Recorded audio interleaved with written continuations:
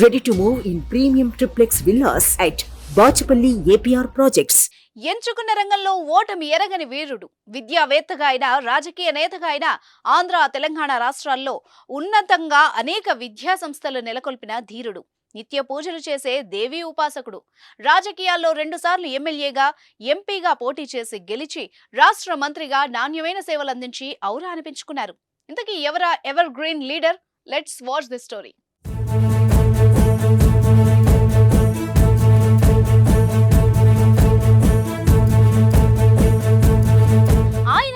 అవంతి శ్రీనివాస్ కృష్ణా జిల్లాలో పుట్టి వైజాగ్ లో స్థిరపడ్డ ముత్తంశెట్టి శ్రీనివాస్ అవంతి ఎడ్యుకేషనల్ సొసైటీ ప్రారంభించి తెలుగు స్టేట్స్ లో పలు విద్యా సంస్థల్ని నెలకొల్పి విజయవంతంగా నిర్వహిస్తున్నారు. అండర్ గ్రాడ్యుయేషన్, ఫార్మా, మేనేజ్మెంట్, సాంకేతిక విద్యా రంగంలో రాణిస్తూ ప్రసిద్ధి చెందడంతో శ్రీనివాస్ ఇంటి పేరు ముత్తంశెట్టికి బదులు అవంతిగా మారింది. దీంతో ఇప్పుడు అవంతి శ్రీనివాస్ అంటేనే అందరికీ ఆయన సుపరిచితం. తెలుగు రాష్ట్రాల్లో ఆయన నిర్వహిస్తున్న కళాశాలలు దాదాపు అన్ని సొంత భవనాలే. ఆర్థికంగా కూడా అవంతి బలమైన వ్యాపారవేత్తగా పేరు గడించారు.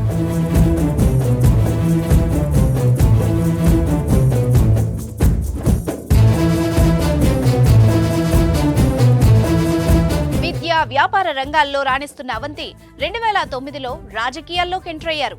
అప్పుడే ఆవిర్భవించిన ప్రజారాజ్యం పార్టీలో చేరి తొలి ప్రయత్నంలోనే రాష్ట్రంలోనే అతిపెద్ద నియోజకవర్గంగా ఉన్న భీమిలిలో గెలుపు జెండా ఎగరవేశారు. ఉమ్మడి ఆంధ్రప్రదేశ్ శాసనసభలో అడుగుపెట్టారు.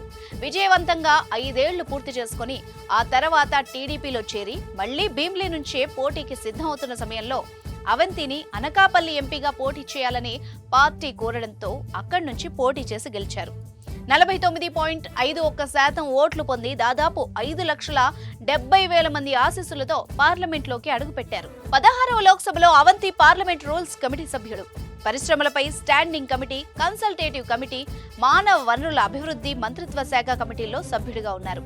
5 ఏళ్లలో రాష్ట్ర ప్రయోజనాల కోసం పార్లమెంట్లో అవంతి చేసిన కృషి అందరి ప్రశంసలు పొందింది.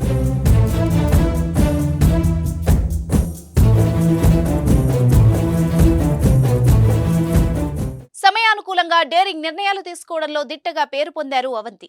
మళ్లీ 2019లో జగన్ పార్టీ వైసీపీలో చేరి తన మాతృస్థానమైన భీమిలి నుంచి ఎమ్మెల్యేగా పోటీ చేసి గెలిచారు. పోలైన 2,17,000 ఓట్లలో 1,02,000 ఓట్లు అవంతికి దక్కాయి.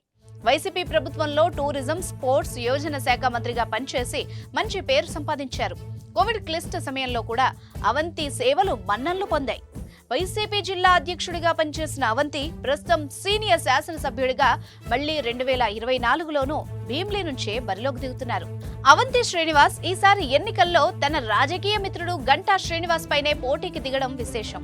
తనకు గంటాకు తేడా విలువలు, విశ్వసనీయత, నిబద్ధత అని బలంగా నమ్మి చెబుతున్న అవంతి శ్రీనివాస్ కు Suman TV all the best చెప్తోంది. ఆయన విజయయాత్ర కొనసాగాలని ఆకాంక్షిస్తోంది.